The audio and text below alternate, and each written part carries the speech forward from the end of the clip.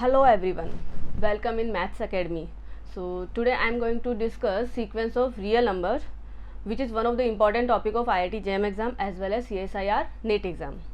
अगर हम IIT JEM exam की बात करते हैं तो इसी साल दैट इज़ 2021 में सीक्वेंस ऑफ रियल नंबर से 4 क्वेश्चंस आए थे और वो 7 मार्क्स के थे. इनफैक्ट IIT JEM एग्ज़ाम में अगर हम देखते हैं तो on an average 5 to 10 marks के क्वेश्चन तो सीक्वेंस ऑफ रियल नंबर से ही आते हैं. सो आप इजीली आइडिया लगा सकते हो कि आपका कितना इंपॉर्टेंट टॉपिक है. तो चलो बिना टाइम वेस्ट किए स्टार्ट करते हैं. So today's topic is sequence of real number. So let us start with the definition. Okay, so what is the definition? Okay, just so basically definition says, suppose that you have any function, ठीक है, you have any function which is defined from set of natural number to a subset of R. Take any function whose domain is n, set of natural number, counting number, ठीक है.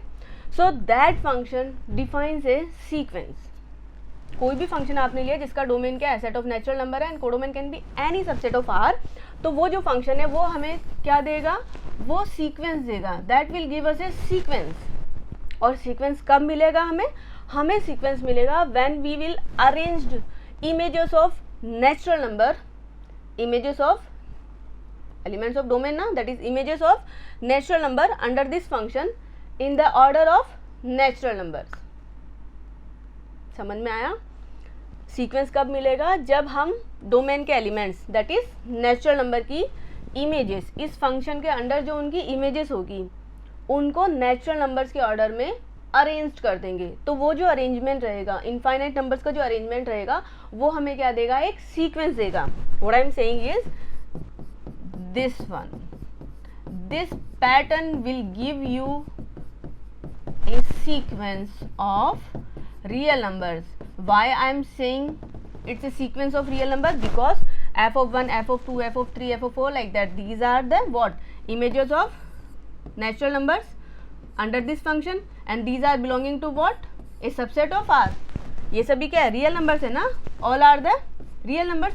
That's why I am saying this arrangement is a sequence of real number.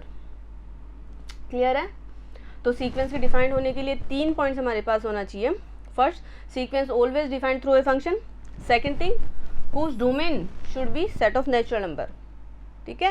And the third thing, to get the sequence we need to arrange images in the natural order of natural numbers, क्योंकि natural numbers का order यही होता है ना, ठीक है. तो इसी ऑर्डर में हमें क्या करना होगा, इस फंक्शन के अंडर जो भी इनकी इमेजेस आएगी उनको अरेंज कर देना होगा, ठीक है. So this pattern will give U A sequence of real numbers. That's all. Simple है. ओके, तो प्रॉपर डेफिनेशन क्या रहेगी, this is your definition. Any function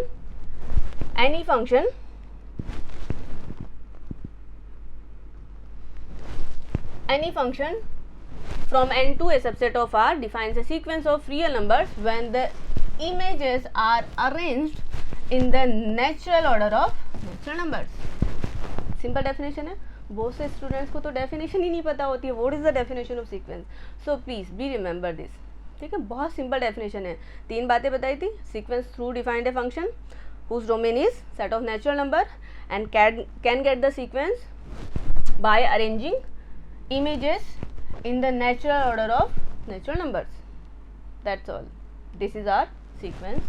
That is, this pattern will give us a sequence of real numbers. Clear hai?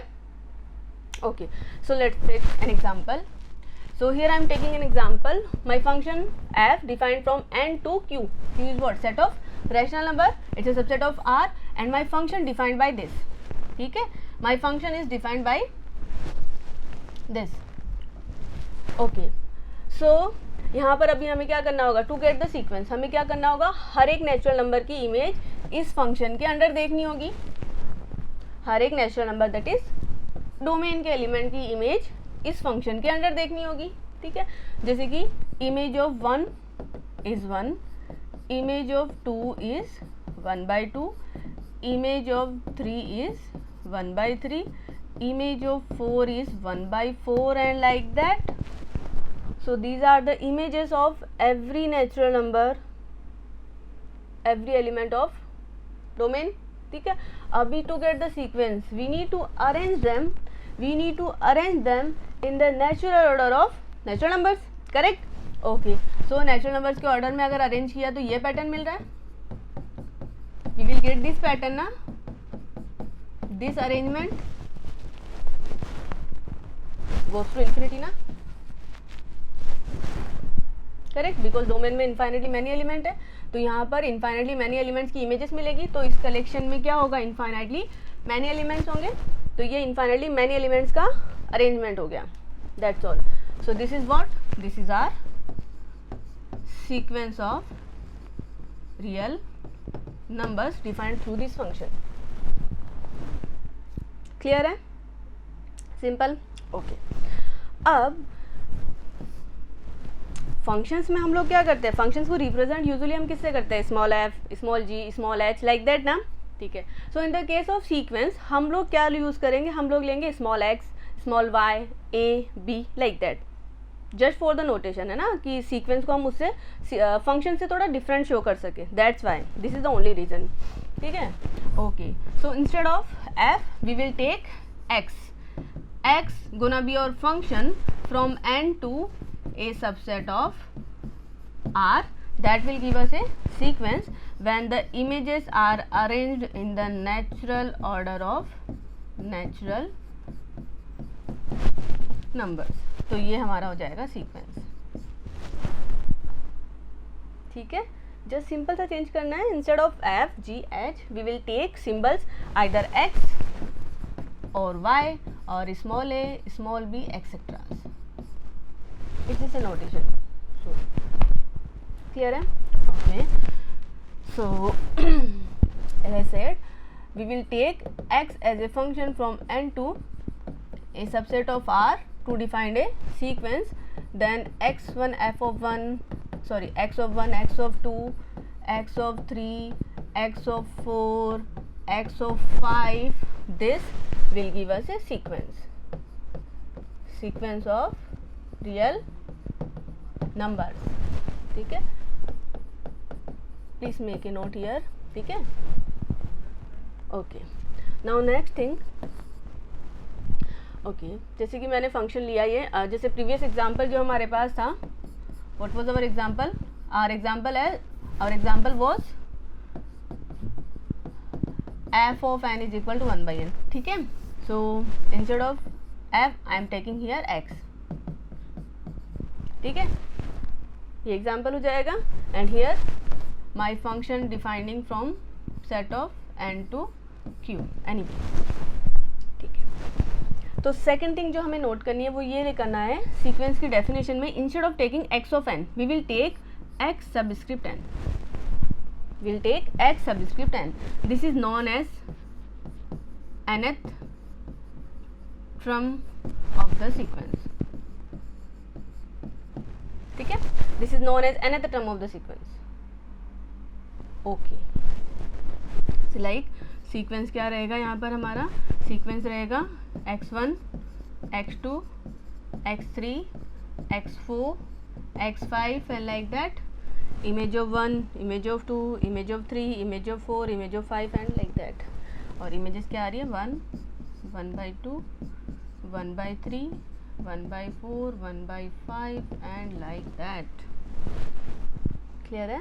Okay. So first note is instead of f g h we will take x. ठीक है, और second thing instead of x of n we will take x subscript n.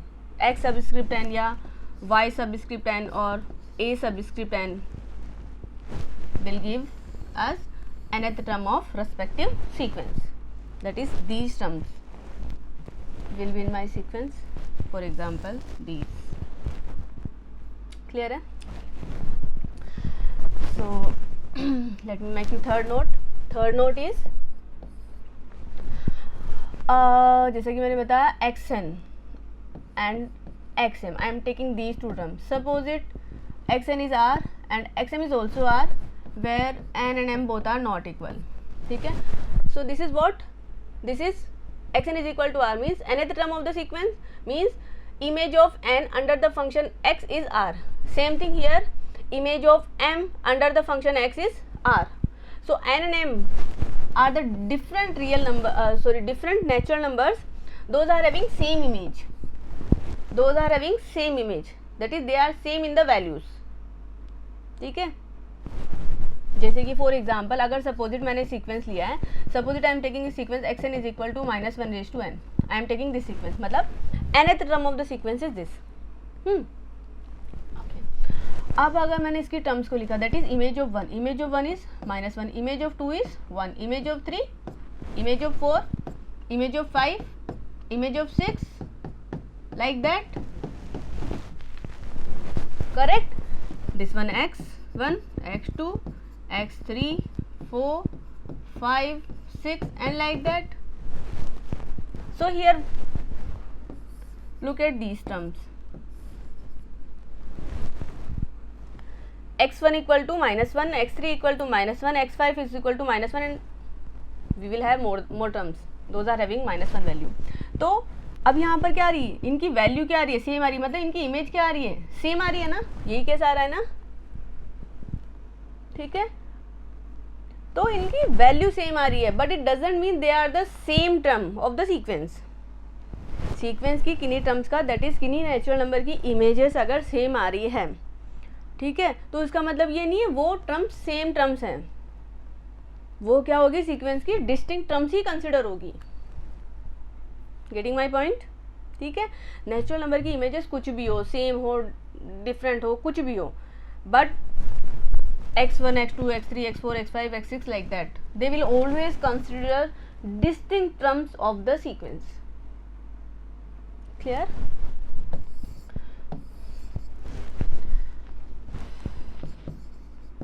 If you have this, then xn and xm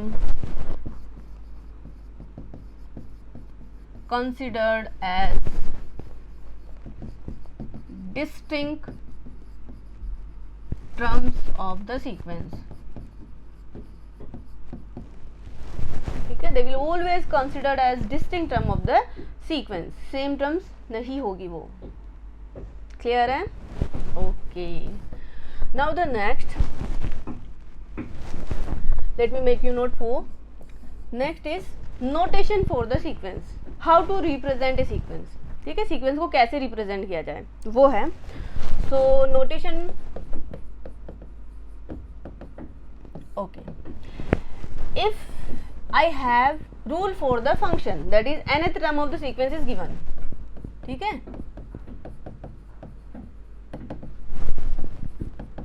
Suppose it nth term is given. So if you put this nth term in the curly brackets, or if you put it in curly brackets and take limit and say n varying from 1 up to infinity, or if you put this nth term in that form, ठीक है. If you take either this or this or this, so take any form, it will represent sequence of real numbers.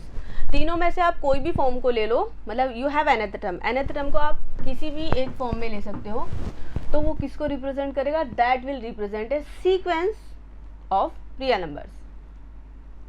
ठीक है. जैसे for example, if you have like this or you have like this, then they are representing sequence of real numbers. For first, nth term is 1/2. For second, nth term is -1 raised to n. Clear? तो ये कुछ बातें थी sequence से related. Okay. तो अभी हम लोग नेक्स्ट लेते हैं range of the sequence. Hope आपको सीक्वेंस की डेफिनेशन क्लियर रही होगी. बहुत सिंपल है और आई थिंक मैंने बहुत टाइम लेके एक्सप्लेन किया है. ठीक है. चलो ठीक है. नेक्स्ट अभी हम लोग बात करते हैं रेंज ऑफ द सीक्वेंस. तो जैसा कि मैंने अभी आपको बताया, सीक्वेंस की कोई भी दो टर्म्स की अगर वैल्यू सेम है, बट वो ऑलवेज क्या होगी, सीक्वेंस की डिस्टिंक्ट टर्म्स ही कंसिडर होगी. They will consider always distinct term of the sequence. But range में क्या रहेगा, range, because sequence defined through a function, तो फंक्शन का जो रेंज होता है what is the definition of range of a function? This is same, this gonna be same for the sequence. ठीक है, फंक्शन की रेंज की जो डेफिनेशन है वही हमारे सीक्वेंस की रेंज की डेफिनेशन रहेगी, सेम है, no change. So definition will B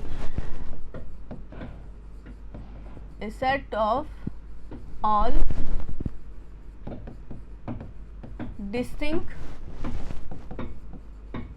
terms of the sequence called range of the sequence.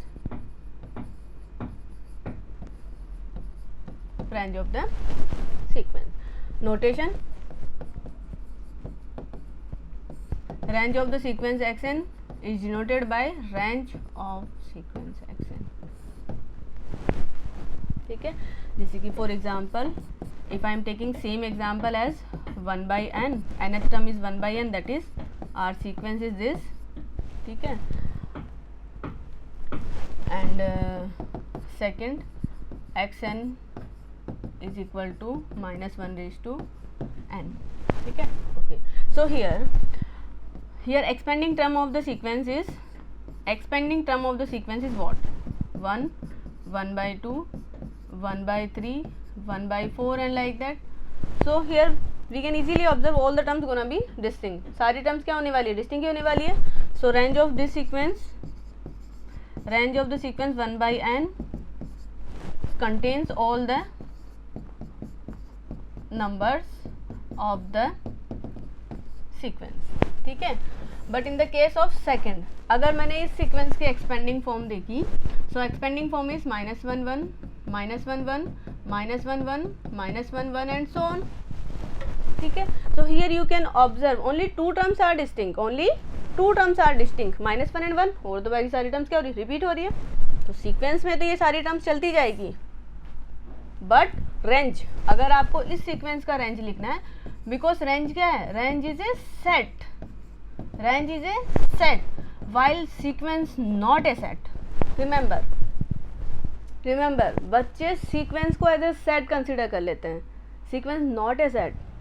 ठीक है, दैट्स वाई. ओके, आप लोग नोटिस करो, यहाँ पर सीक्वेंस ये है, इसकी एक्सपेंडिंग फॉर्म मैंने इक्विवेलेंट वाला साइन लगा के ऐसे लिखा है, मैंने ये थोड़ी ना पुट किया है. I am not putting here bracket, because if you put some numbers in the bracket that will represent a set, in fact tabular form of the set, आप लोगों को अच्छे से पता है. ठीक है, so never use these brackets to represent a sequence, but you can use these, you can use this. ठीक है, it's just a part of notation of a sequence. What I am saying is, suppose it if you have this representation of sequence, then to write down the expanding form, never put this one.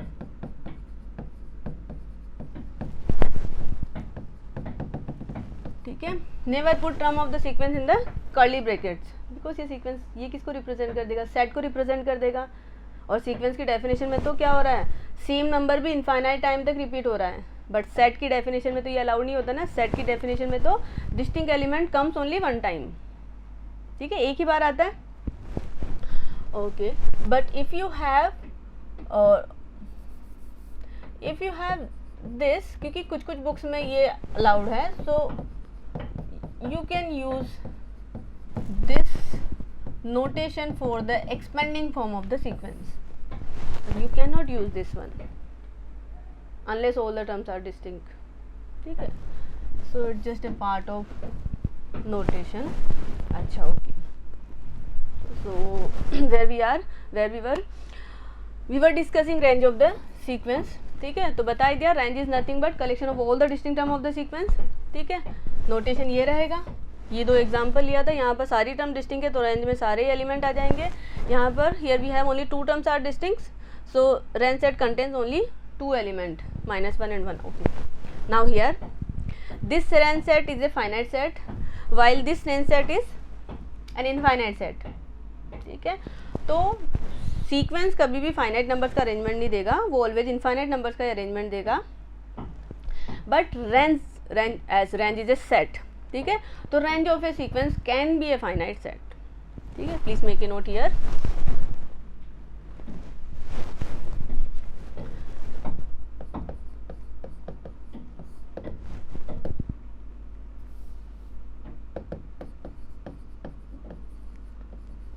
Range of sequence xn can be a finite set. ठीक है, it can be a finite set. Okay, so it was all about range. Now next is constant sequence.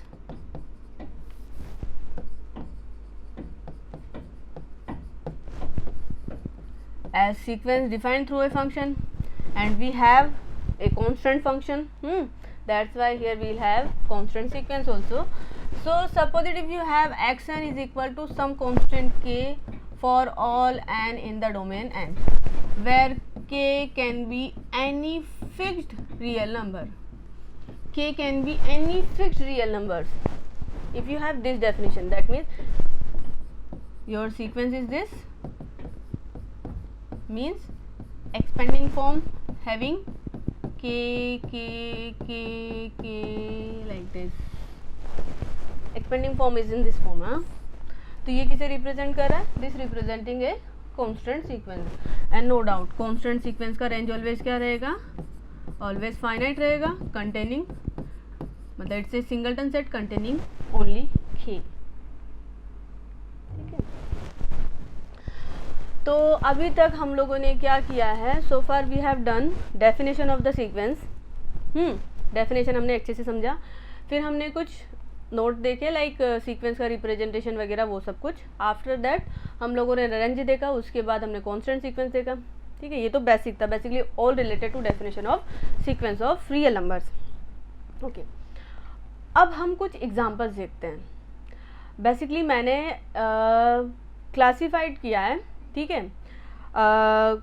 हम कह सकते हैं कि हम लोग बोल सकते हैं टाइप ऑफ द सीक्वेंसेस, मतलब किस किस टाइप के सीक्वेंसेस एग्जाम में अपीयर हो सकते हैं जिनके बारे में कुछ ना कुछ पूछे जा सकता है.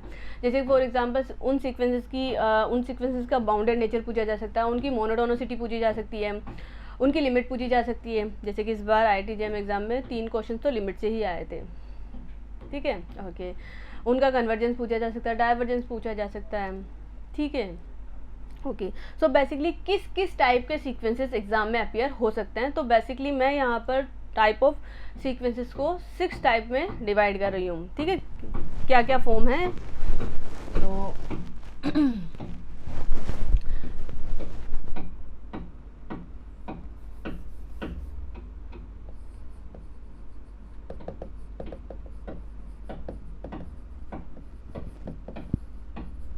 classification of sequences, this is according to me.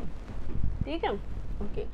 So in the classification, in the first types basically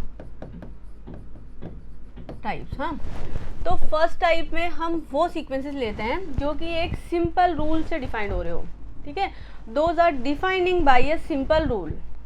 जैसे कि हम ले सकते हैं sequence xn is equal to 1/n, xn is equal to n raise to 1/n, xn is equal to 2 raised to n, xn is equal to n factorial, xn is equal to -1 raised to n, 1 plus 1/n, या फिर xn is equal to sin of n pi by 2. There are infinitely many basically. ठीक है, so in the first type of sequence I am taking sequences whose nth term is defined by a simple rule containing n. Simple rule है ना, simple से आप सबकी expanding form भी देख सकते हो, n को रन करवाना है, just 1, 2 raised to 1/2, 3 raised to 1/3, 4 raised to 1/4 and like that. ये तो अभी हमने किया ही था. यहाँ पर इसकी एक्सपेंडिंग फॉर्म, इस सीक्वेंस का एक्सपेंडिंग फॉर्म हो जाएगा 2, 2 raised to 2, 2 raised to 3, 2 raised to 4 and like that. Same thing for this and this. It's a periodic basically. ठीक है, ओके. तो फर्स्ट टाइप ये है. सेकंड टाइप में हम वो सीक्वेंसेस को ले लेते हैं those are defining by a language, मतलब nth term defined by some language. जैसे कि example I am taking xn is equal to last digit of 2 raised to n. ठीक है, last digit of 2 raised to n. So here my nth term, sequence nth term is defining by a language, or I can take say xn is equal to smallest prime divisor of n. Here I am taking say x1 is equal to 1. So this definition will run for all n greater than equal to 2. ठीक है, because 1 का तो कोई prime factor होगा नहीं ना, that's why say x1 is equal to 1 and for n greater than equal to 2 definition defined by this language. ठीक है, तो सेकेंड टाइप में हम वो सीक्वेंसेस ले लेंगे those are defined by some language. जैसे कि इस सीक्वेंस की अगर एक्सपेंडिंग फॉर्म देखना है तो क्या रहेगा, what is the expanding form of this sequence. Okay, so x1 that means last digit of 2 raised to 1 which is 2. x2 means last digit of 2 raised to 2, 2 raised to 2 is 4. x3 last digit of 2 raised to 3 which is 8. x4 last digit of 2 raised to 2 raised to 4, 2 raised to 4 is 16, so last digit is 6. okay, same as x5 last digit of 2 raised to 5, 2 raised to 5 is 32, so last digit is 2. x6 last digit of 2 raised to 6 क्या रहेगा 64, that is 4. x7 last digit of 2 raised to 7 which is 128, so 8. same as if you compute then you will get 256, so 6, so on. तो यहाँ पर sequence की expanding form क्या आ रहा है, expanding form is 2 4 8 6, 2 4 8 6 means these terms gonna be repeat infinite time. So range of this sequence will be here, range of my that sequence xn contains only 4 elements 2 4 6 and 8. it's a finite set. हाँ, ठीक है, like that. इसको आप खुद से solve करना and find its range also. So it was our second type. Third type, in the third type when nth term defined accordingly n से मेरा मतलब है your n can be even number odd number, n can be prime number composite number. ठीक है, तो n के according हमारे पास सीक्वेंस की nth term आ रही है. जैसे कि मैंने एग्जांपल लिया say xn is equal to suppose 2 raised to n if n is even. ठीक है, and 1 by n if n is odd. or I can take example say xn is equal to 0 if n is 1 or prime, and say n if n is composite.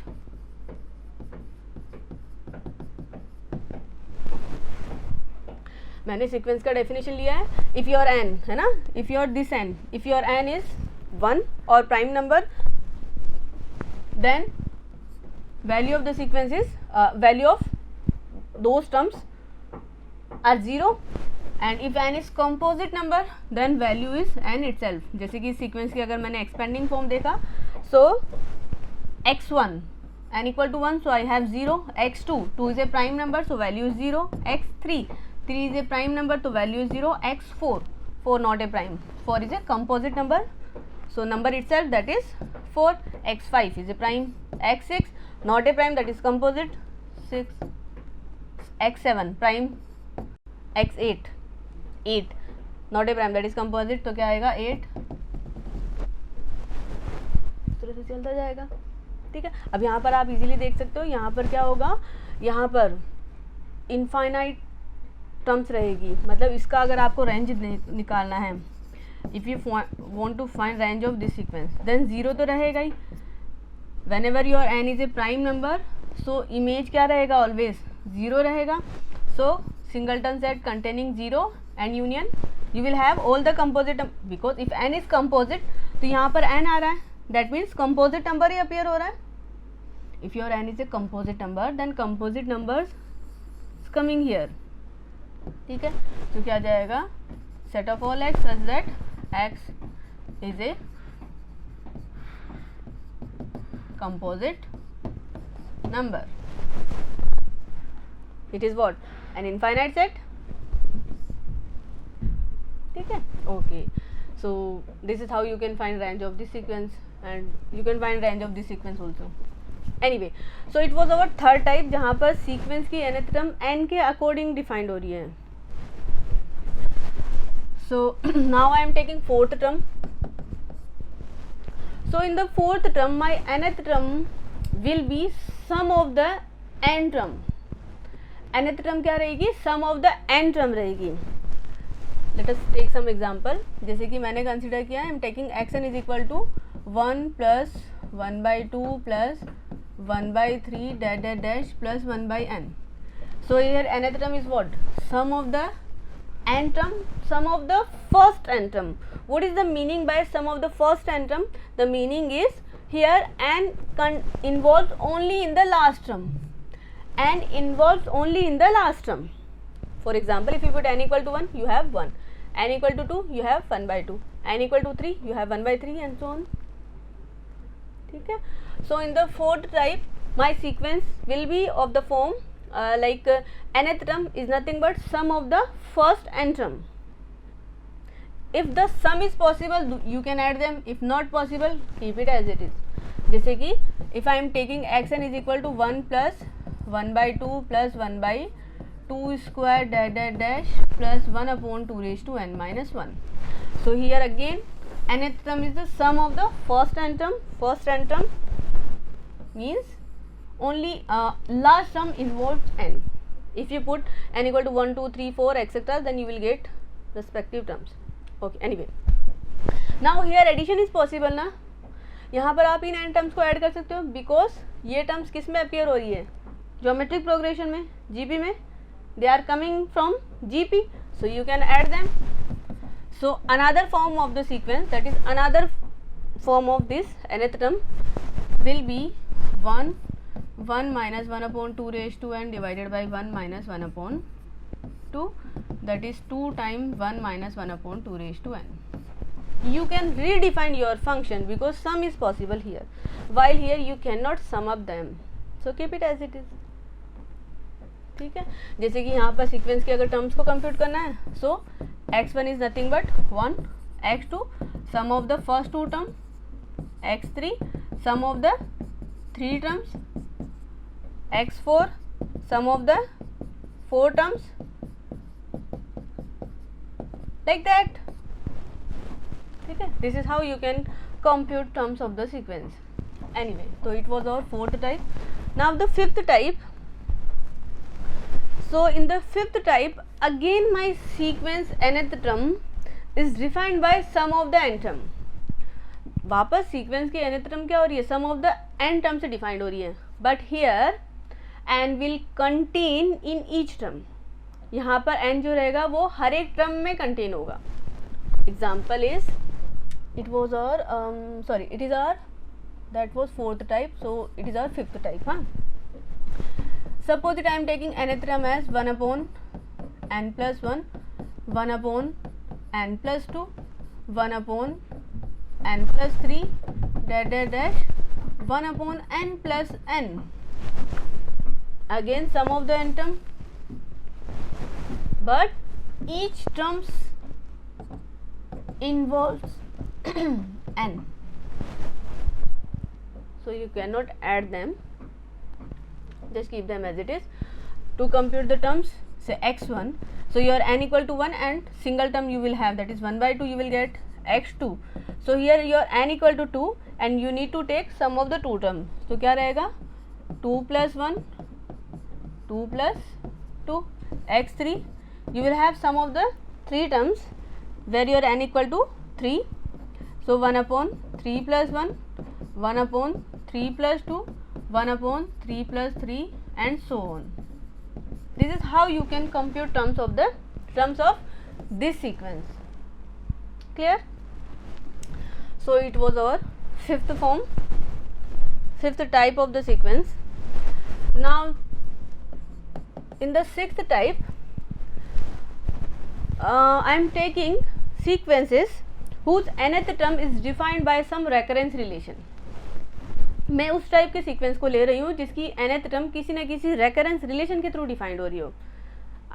Recurrence relation से मतलब पता है what is the meaning by recurrence, meaning of recurrence relation. Recurrence relation means to compute, मतलब आगे वाली terms को compute करने में हमें प्रीवियस टर्म्स का यूज रहेगा. ठीक है. ओके, सो जैसे कि एग्जाम्पल अगर मैंने लिया, if I am taking example, suppose it x1 is equal to 1/3 and other terms are defining by this recurrence relation for all n greater than equal to 1. ठीक है. Starting term will always given, starting terms always given रहेगी. फिर next term हम लोग इस relation के through find कर सकते हैं. जैसे to compute n plus 1th term we need nth term. ठीक है. आगे वाले टर्म्स को फाइंड करने में प्रीवियस टर्म्स का यूज हो रहा है. So this is known as a recurrence relation. तो sequence can defined by this recurrence relation also. जैसे कि यहाँ पर x1 is given, to compute x2, put here n equal to 1, so 3 raised to minus 2 and x1, put the value of x1, so I just have 1 upon 3 raised to 2 into x1 is 1/3. To compute x3, put n equal to 2 here, so 3 raised to minus 3 and x2, now put the value of x2, 3 raised to 3 and x2 is 1 upon 3 raised to 2, 1 upon 3 and so on. ठीक है. Further you can take another, you can take example like suppose it x1 is equal to root 2 and other terms are defining by this recurrence relation.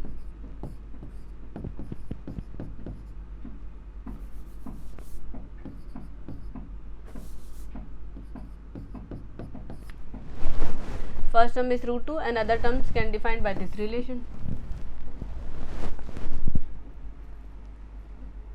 ठीक है.